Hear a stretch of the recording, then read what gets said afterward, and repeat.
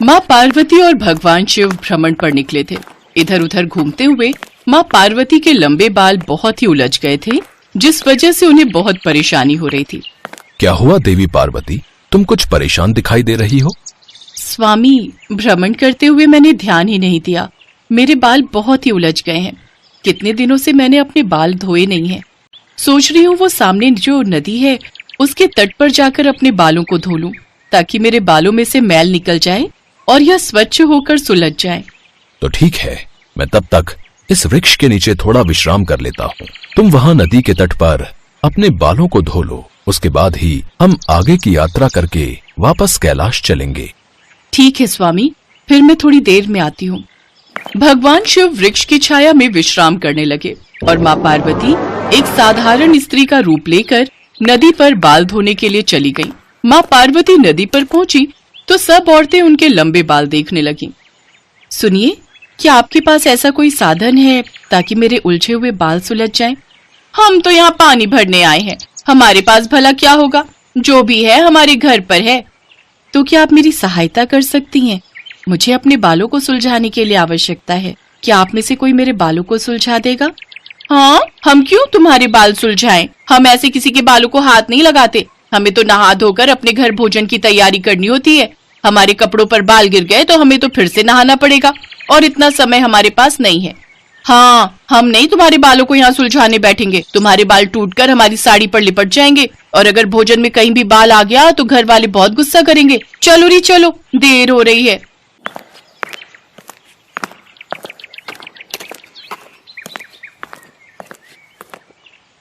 बहन, तुम्हारे बाल लंबे हैं, इन बालों पर कंघा फेरना पड़ेगा। थोड़ा तेल लगाना होगा ताकि बाल मुलायम हो जाएं, फिर ये बाल आसानी से सुलझ जाएंगे। अच्छा, क्या तुम मेरे बालों को सुलझाने में मदद कर सकती हो?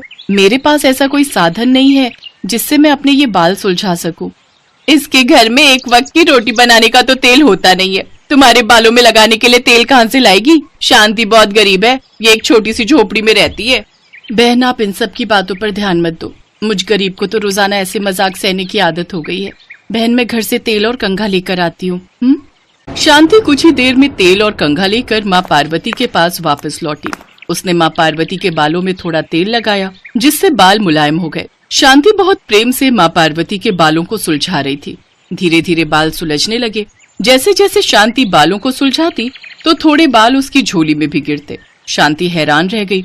जो बाल उसकी झोली में गिर रहे थे वे सोने के होते जा रहे थे। माँ पार्वती मंद मंद मुस्कुरा रही थी। शांति इस चमत्कार को समझ नहीं पा रही थी। माँ पार्वती के बाल पूरी तरह से सुलझ गए, घने लंबे सुंदर बाल। पर वो बाल सोने के क्यों बन गए, इसका भेद शांति को जानना था। अचानक कंघा फेरते हुए शांति को माँ पार्वती के सिर में पूरा ब्रह्मांड दिखाई देता है और माँ पार्वती अपने साक्षात रूप में आ जाती हैं।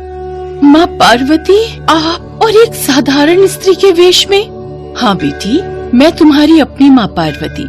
तुमने मेरे बालों को कितना अच्छे से सुलझा दिया। तुम बहुत दयालु हो और सबकी मदद करने वाली हो, इसलिए मैं तुम पर बहुत प्रसन्न हूँ। बेटी, जो भी मनुष्य सदैव दूसरों की मदद करते हैं उन पर मैं प्रसन्न होती हूँ और अपनी कृपा करती हूँ। मेरे ये बाल अब सोने में बदल चुके हैं। अब तुम इस सोने को बेचकर अपने जीवन को सुखमय बनाओ। मेरे आशीर्वाद से तुम्हारे घर अब धन संपत्ति का कभी अभाव नहीं होगा। सदा खुश रहो। हे देवी मैया, आपकी सदा ही जय हो। जय माँ पार्वती, जय माँ पार्वती। इसके पश्चात माँ पार्वती वहाँ से अंतर्ध्यान होकर भगवान शिव के पास वापस लौट आती हैं। अपने उदार स्वभाव के कारण शांति की किस्मत पलट गई और माँ पार्वती के आशीर्वाद से उसका जीवन सुख समृद्धि से भर गया। ये कहानी हमें सिखाती है कि हमें सदैव दूसरों की सहायता करनी चाहिए, जिससे हमेशा भगवान हमसे प्रसन्न रहते हैं और उनका आशीर्वाद भी हमारे ऊपर बना रहता है।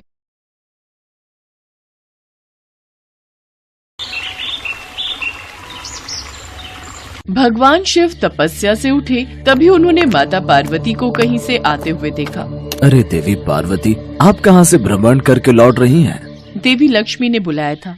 बहुत दिनों से दोनों मिले नहीं थे, तो सोचा आज मैं लाऊं। आपको पता है विष्णु जी ने देवी लक्ष्मी के लिए बहुत सुंदर लहंगा साड़ी बनाई है, खुद अपने हाथों से सिली है। मेरा मन है आप भी मेरे लिए एक सुंदर सा लहंगा अपने हाथों से सिलो। मुझे भी आपके हाथों का सिला लहंगा पहनना है। माँ पार्वती की बात सुनकर शिवजी जोर से हंसे। देवी पार्वती, आपको लगता है कि मैं सिलाई कर पाऊंगा? ये सब कार्य करना मेरे बस की बात नहीं है। विष्णु जी ने भी तो देवी लक्ष्मी के लिए सिलाई की है, आप मेरे लिए इतना नहीं कर सकते? आपको मेरे लिए लहंगा सिलना ही होगा। बस मैंने कह दिया सो कह दिया। मैं भोजन बनाने जा रही हूँ। गणेश और कार्तिकेय लौटने वाले होंगे और आते से खाने को कुछ मांगेंगे। अरे देवी पार्वती, ये कैसी जिद है? मैं भला एक लहंगा कैसे सिल सकता हूँ? ये कैसी दुविधा में डाल दिया है तुमने। प्रभु, एक रास्ता है इस दुविधा से बाहर आने का। क्या रास्ता नंदी, जल्दी बताओ। प्रभु, विष्णु जी ने सिलाई कहाँ से सीखी ये आपको वो बता सकते हैं। बस आप भी वहीं से सीख लेना। उसके पश्चात आप सुंदर सा लहंगा सिल सकते हैं। माता पार्वती को प्रसन्न करने का अब आपके पास यही एक रास्ता है। नहीं तो जहाँ तक मैं जानता हूँ, माता पार्वती तब तक आपसे बात नहीं करेंगी जब तक आप उनकी ये इच्छा पूरी नहीं कर देते। ये तो तुम सत्य कह रहे हो नंदी, ये तो मुझे पता है। कैसे कैसे पापड़ बेलने पड़ते हैं पत्नी को मनाने के लिए। चलो मैं विष्णु जी से मिलकर आता हूँ। शिव जी विष्णु जी से मिलने पहुँचते हैं और उन्हें सारी बात कहते हैं। इसके लिए तो आपको यमपुरी जाना होगा, क्योंकि मैंने भी सिलाई यमलोक के दर्जी मंगत राम से सीखी थी। वो तो मैं एक दिन किसी कार्यवश यमराज जी से मिलने गया था। काफी समय से देवी लक्ष्मी मुझसे कोई भेंट देने के लिए कह रही थी। बस वहाँ मुझे मंगत राम मिला। यमराज जी ने बताया कि मंगत राम यमलोक का बहुत अच्छा दर्जी है और सबके कपड़े वही सिलता है। बस मैंने उससे सिलाई सीखी और वही मैंने लहंगा साड़ी तैयार की। बस वो उपहार देवी लक्ष्मी को बहुत पसंद आया। उसके पश्चात तो सारी कहानी आपके सामने ही है। ठीक है विष्णुदेव, फिर मैं यमलोक ही जाता हूँ। विष्णु जी से वार्तालाप करके भगवान शिव यमलोक की ओर चल पड़े। कुछ ही देर में शिव जी यमलोक पहुँचे। उन्होंने यमराज जी से अपनी बात कही। महादेव, मंगत राम के पास आजकल बहुत भीड़ है। स्वर्ग के देवताओं के साथ साथ नर्क के भी बहुत से प्राणियों की भीड़ उसके पास लगी हुई है। भीड़ पर क्यों? वो इसलिए महादेव क्योंकि मंगत राम का यमलोक में समय समाप्त हो चुका है। अब उसे धरती लोक पर नया जीवन प्राप्त होने वाला है। इस वजह से जो भी उसके ऑर्डर हैं, वो पूरे कर रहा है। इस समय पूरे यमलोक में मंगत राम के अलावा कोई दूसरा दर्जी भी नहीं है जो मंगत राम की मदद कर सके। इसी वजह से मंगत राम बहुत परेशान है। अच्छा, तो ये बात है। चलिए मैं आपको मंगत राम से मिलवा देता हूँ। यमराज जी शिव जी को मंगत राम के पास लेकर जाते हैं। एक सिलाई मशीन पर एक बुजुर्ग दर्जी कपड़े सिलने में व्यस्त था और उसके पास वस्त्र सिलवाने वालों की लंबी कतार थी। मंगत राम, मेरी धोती तो अभी तक सिली ही नहीं है। कब तक दोगे? कितने दिन का कपड़ा तुम्हें दिया हुआ है? मंगत राम, मेरी धोती कब तक मिल जाएगी? मैं भी 4 चक्कर लगा चुका हूँ। अरे कुबेर जी, आप 4 चक्कर लगा चुके हो। मैं तो रोजाना ही पूछ कर जाता हूँ कि मेरे वस्त्र कब तक सिलेंगे। चिंता मत करो, मिल जाएंगे। अकेला हूँ, सारे काम एक साथ नहीं कर सकता। पहले तुम्हारे साथ राम प्रकाश भी तो सिलाई करता था, वो नजर नहीं आ रहा। उसका दूसरा जन्म हो गया है। चलो अच्छी बात है, अब कुछ समय में तुम्हें भी नया जन्म मिल जाएगा। तभी यमराज जी और महादेव आ जाते हैं। हाँ, बस अब कुछ ही दिन की बात है। मंगत राम भी धरती लोक पर नया जन्म प्राप्त करेगा। वैसे कुछ समय बाद एक 95 वर्ष के दर्जी यहाँ आने वाले हैं, पर महादेव आपको तो यह कार्य जल्दी करना है। मंगत राम, यह कार्य तुम ही कर सकते हो। मंगत राम, स्वयं भगवान शिव जरूरी कार्य है तो तुम्हारे पास आए हैं मुझसे मिलने। अगर सिलाई के लिए कोई वस्त्र देना है तो क्षमा करें प्रभु, अभी तो मेरे पास बिल्कुल भी समय नहीं है नए ऑर्डर लेने का। मैं पहले इतने सारे ऑर्डर पूरे नहीं कर पा रहा, इसीलिए अब नया कोई भी काम नहीं लूंगा। यही सोच रहा हूँ। मुझे कुछ सिलवाना नहीं है, बल्कि मुझे खुद सिलाई सीखनी है। इसीलिए मैं तुम्हारे पास आया हूँ। मुझे देवी पार्वती के लिए एक लहंगा सिलना है, जिसमें तुम मेरी सहायता कर सकते हो मुझे सिलाई सिखाकर। आपको माता पार्वती के लिए लहंगा सिलना है? ठीक है, मैं आपकी मदद करूंगा, पर आपको बहुत मेहनत करनी होगी। सबसे पहले कपड़े की कटाई करना सीखना होगा, उसके पश्चात ही आप सिलाई करना सीख पाएंगे। बस सब कुछ सीख लूंगा। बस तुम मुझे सिलाई कला में इतना निपुण कर दो कि मैं एक लहंगा सिलकर तैयार कर दूं और देवी पार्वती प्रसन्न हो जाए। हाँ, मैं सिखा दूंगा। कब से शुरू करना है? नेक काम में देरी कैसी, अभी से शुरू करते हैं। अति उत्तम। मंगत राम, मेरे वस्त्रों की कोई जल्दी नहीं, तुम आराम से सिल देना। अब मैं भी चलता हूँ। चिंता मत कीजिए यमदेव, अब मैं आ गया हूँ ना। अब मंगत राम का सारा काम जल्दी जल्दी पूरा हो जाएगा। महादेव ने सिलाई सीखनी शुरू कर दी। ये लीजिए प्रभु, ये रहा कपड़ा और ये रही कैंची। अब जैसे जैसे मैं आपको बताऊं वैसे वैसे आप कपड़े को काटिएगा। मंगत राम महादेव को कपड़ा काटना सिखाना शुरू करता है। वैसे तो भगवान अपने चमत्कार से पल भर में कुछ भी कर सकते हैं, पर उन्होंने उस समय किसी चमत्कार से नहीं बल्कि स्वयं अपने हाथों से अपने द्वारा खुद से सिलाई करने की इच्छा रखी और इस इच्छा को देखते हुए उन्होंने सिलाई सीखनी शुरू की। मंगत राम ने शिवजी का पूरा साथ दिया और शिवजी भी मंगत राम की बहुत मदद करते थे। शिवजी धीरे धीरे सिलाई सीखने लगे और अब वो भी जल्दी जल्दी मंगत राम के सारे ऑर्डर पूरे करने में उसकी मदद करने लगे।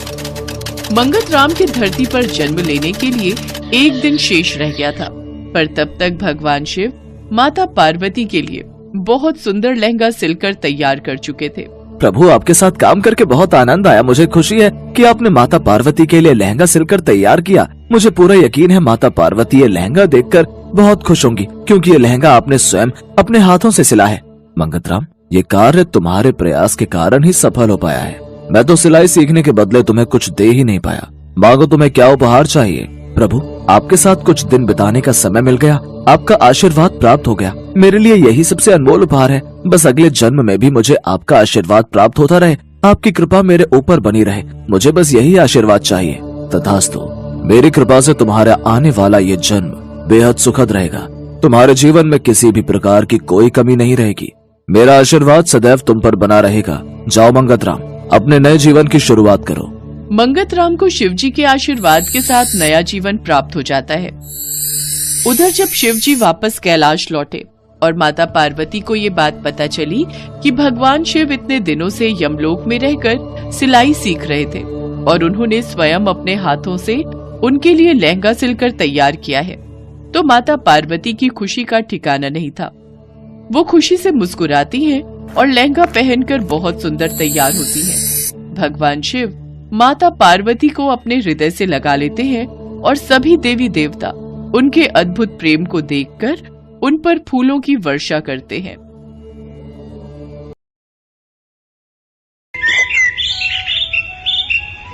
माँ पार्वती ने भगवान शिव से एक प्रश्न पूछा, जिसके बाद भोलेनाथ ने एक कथा सुनाई और अमर हो गया कबूतर का जोड़ा। उसी अमर कथा से जुड़ी है ये पौराणिक कथा। एक बार नारद मुनि कैलाश पर्वत पर भगवान शिव से मिलने पहुँचे। नारायण नारायण, प्रणाम माते। आइए देवर्षि नारद, कैसे आना हुआ? माते, मैं तो भगवान शिव और आपके दर्शन करने आया हूँ, पर महादेव कहीं दिखाई नहीं दे रहे। वे तो भ्रमण के लिए गए हैं, कुछ देर में लौटेंगे। देवर्षि नारद माँ पार्वती से वार्तालाप करने लगे। तभी उन्होंने माँ पार्वती से पूछा, माते, क्या आप अमर कथा के बारे में जानती हैं? अमर कथा? वो कौन सी कथा है? उसके बारे में तो मैं नहीं जानती। नारायण नारायण, माते, जब भगवान भोलेनाथ आएंगे तब आप उनसे इस बारे में पूछना।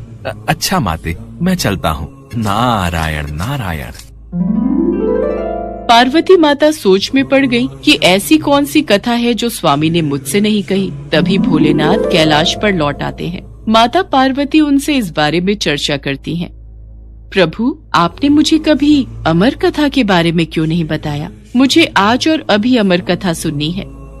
ठीक है देवी, मैं आपको आज अमर कथा सुनाऊंगा, परंतु उसके कुछ नियमों का पालन आपको करना पड़ेगा। अमर कथा के दौरान आपको एक क्षण के लिए भी सोना नहीं है। आप बीच बीच में हुंकार भरती रहना, ताकि मुझे आभास रहे कि आप कथा सुन रही हैं, क्योंकि मेरे नेत्र भी उस क्षण बंद रहेंगे। ठीक है स्वामी, मैं ऐसा ही करूंगी।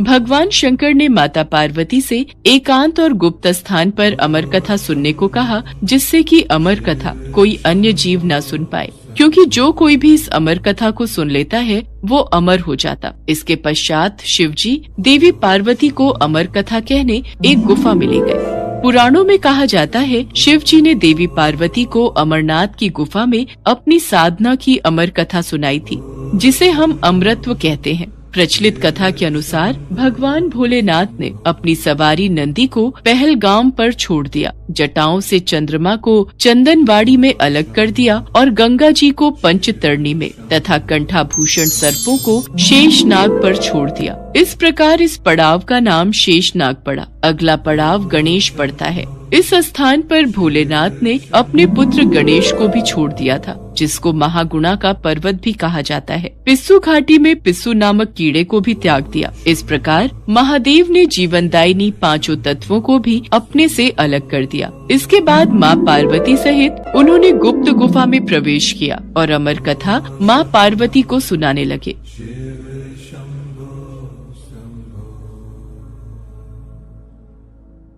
पर कथा सुनते सुनते देवी पार्वती को नींद आ गई और वो सो गईं, जिसका शिव जी को पता नहीं चला। भगवान शिव अमर होने की कथा सुनाते रहे। उस समय 2 सफेद कबूतर शिव जी से कथा सुन रहे थे और बीच बीच में गूं गूं की आवाज निकाल रहे थे। शिव जी को लगा कि माता पार्वती कथा सुन रही हैं और बीच बीच में हुंकार भर रही हैं। इस तरह दोनों कबूतरों ने अमर होने की पूरी कथा सुन ली थी।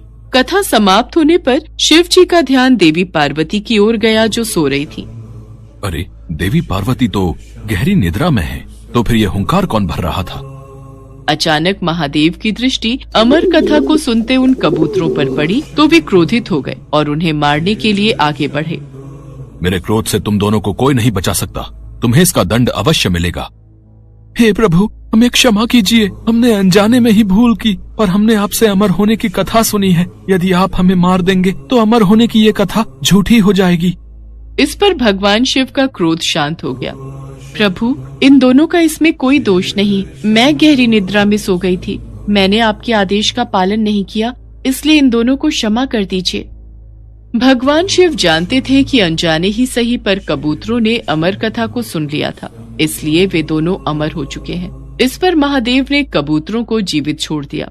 भगवान शिव के आशीर्वाद से वो कबूतर का जोड़ा अजर अमर हो गया। कहते हैं आज भी इन दोनों कबूतरों का दर्शन भक्तों को इस गुफा में प्राप्त होता है और तब से ये गुफा अमर कथा की साक्षी हो गई व इसका नाम अमरनाथ गुफा के नाम से प्रसिद्ध हो गया।